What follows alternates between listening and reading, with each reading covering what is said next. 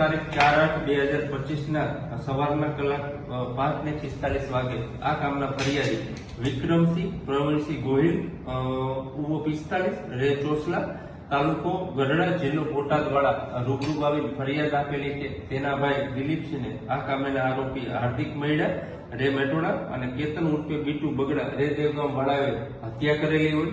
અને આ કામે એ અનુસંધાને તાત્કાલિક મેટોડા પોલીસ સ્ટેશન ખાતે બીએનએસ કલમ 103(54) અને જીપીએફ કલમ 135 મુજબની એફઆઈઆર રજીસ્ટર કરવામાં આવેલી છે। આ ગુનાની તપાસ મેટોડા પીઆઈ શર્મા ચલાવી રહ્યા છે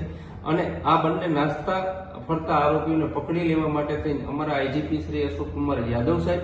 તેમજ એસપી શ્રી હિમકરસિંહ સાહેબ રાજકોટ ગ્રામ્યના સૂચના અન્વયે એલસીબી પીઆઈ વીવી ઓડેદરા તથા એલસીબીની ટીમ તેમજ અમારા પીઆઈ શર્મા સાહેબ મેટોડા તથા તેની ટીમ આ બંને આરોપીઓની શોધખોળ હોય એ દરમિયાન હકીકત આધારે હાર્દિક મૈડા રે મેટોડા અને કેતન ઉર્ફ બીટુને ધરપકડ કરી લેવામાં આવી છે। આ બનાવ બનવાનું કારણ એવું છે કે હાર્દિકની પત્નીને આ મરણ જનાર દિલીપસિંહે ઉપાડી જવાની ધમકી આપેલી હોય અને